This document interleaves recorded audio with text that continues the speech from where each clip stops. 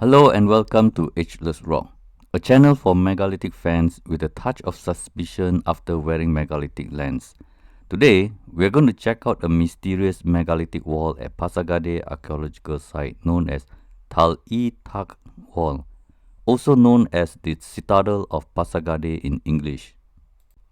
The history of Iran can go back as far as approximately 5,000 years ago.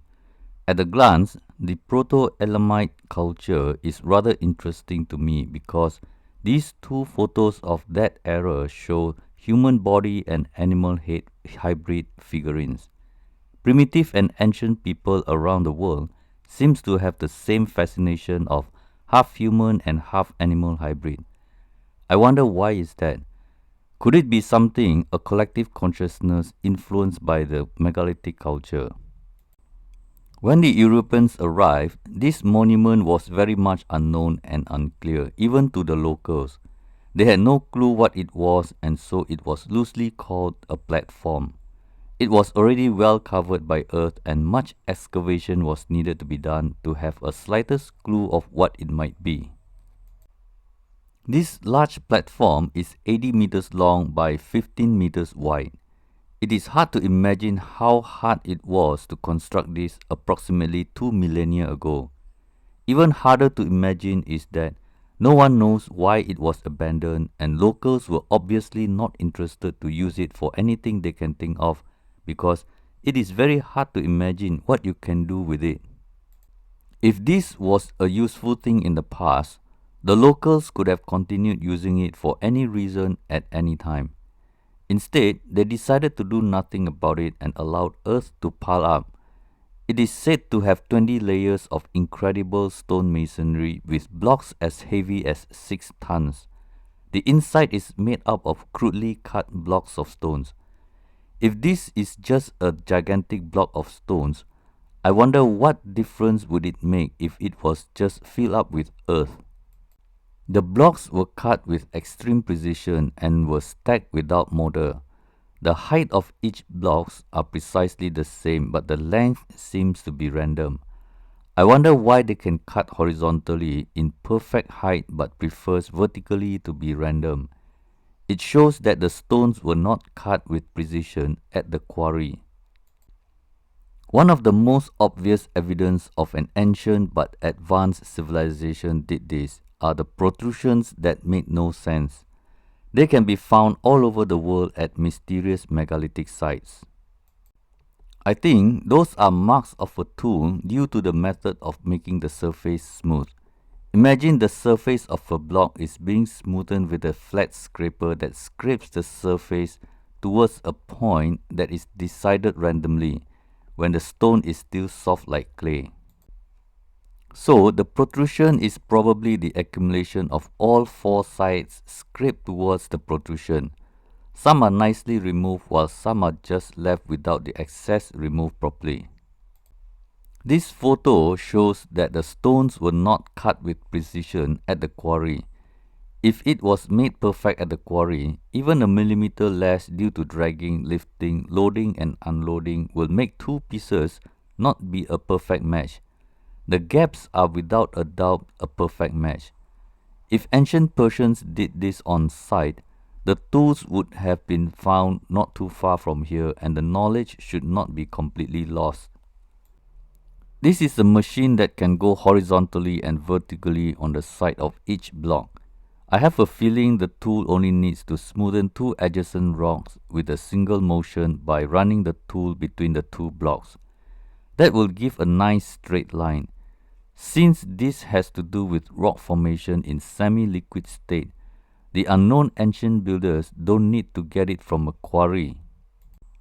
By looking at this photo, it is hard to believe that this was done by ancient chisels and hammers. Block B and C have to be perfect height so that block A can sit perfectly on top. This level of precision is unnecessary even if ancient Persians can do it. If this is geopolymer technology, then you don't need a quarry. All you need is earth and sand around this area, purified into only what you need so that when the block dries up, it becomes sandstone. That might explain why there is no quarry to be found. There is no quarry to begin with. The design of the blocks are similar to those you can find at Western Wall at Temple Mount in Jerusalem. The bevel design on the edge of each blocks are the same. The concept are also the same. All blocks are the same in height, but the length is not. They are unnecessarily huge. Manufacturing and stacking smaller blocks are easier to manage than extremely large blocks. Then, you have these very eroded blocks that seem to suggest that they are very much poorer quality material. How can that be if they are from the same bedrock quarry exposed to the same climate for the same duration of time? Another possibility is that they were simply just uncut blocks stacked randomly between those blocks which are dressed to perfection.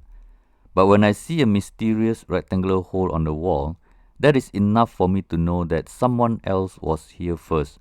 It is the same hole that appears at mysterious megalithic sites around the world.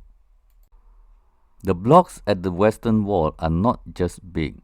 Some are just unnecessarily big to the point that I think it is insane to make one so big where so many on the top and bottom rows must fit perfectly. It would make more sense if I see only gigantic blocks at the bottom and not somewhere several layers high up. The Western Wall at Temple Mount in Israel and Citadel of Pasargadae in Iran are more likely than not constructed by the same unknown ancient builders. We are not only not sure how it was built, but we also don't know what it is. It was argued to be Solomon's throne because we link everything awesome with someone awesome. If Jews and Persians can build this, there will be plenty of big houses for the rich and noble with perfect fitting blocks of stones, and it will be everywhere in the Fertile Crescent. To me, these pile of stones are really super strong and stable. If we do this today, we would have no problem putting something big and heavy on top and never think about the monument to last for 1,000 years. But oddly, the ancient mysterious builders would top up the stability with dovetail clamps where a piece of metal is inserted. It looks like this super stable structure is made for something more powerful than we can imagine. The clamps are strange to me in a way. Some have one clamp for one stone while some have two clamps. They are also randomly placed. That is why scientists cannot explain with 100% certainty its purpose in a scientific way. I believe these clamps are more than just for stability. If these stones are densely packed of energy, just like lithium-ion battery in a pack, this superstructure is a power pack of energy. I think this is a superstructure just like those in Orbetello in Italy or Yenu Wall in Peru, where megaton structures were constructed with tools beyond our imagination, was created eons ago for a purpose we will never know. All we do is give credit to those who lived here. This site has stairs that seem normal to anyone without wearing megalithic lens, but they are extremely odd stairs. There are the same mysterious protrusions pretty common in all megalithic sites. Then you have those mysterious rectangular holes which I mention quite a lot because they are everywhere for no reason. But to make it even more interesting is that it was made nicely flat and smooth on the lower part.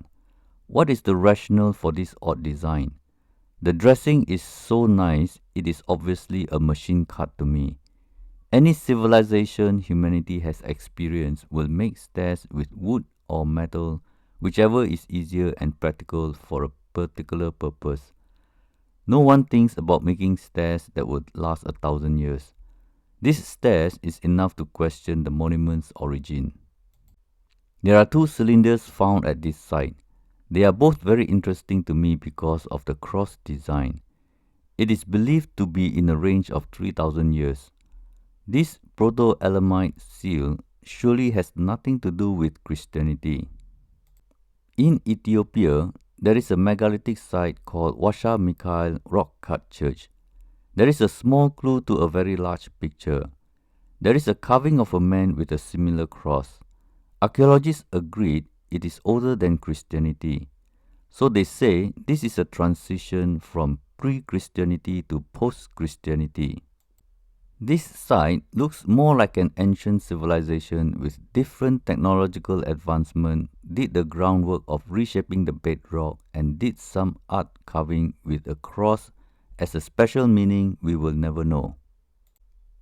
The much later Christian civilization made use of these monuments because Christianity already spread from the north.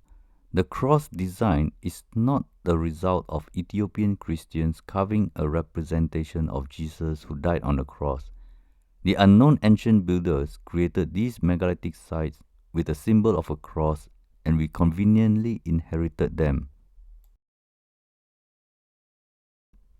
Well, that's all for today. I hope you enjoyed this short presentation on the mysterious Cyclopean Wall. See you in the next video and have a wonderful day. This is Berniong signing out. Khoda Hafez.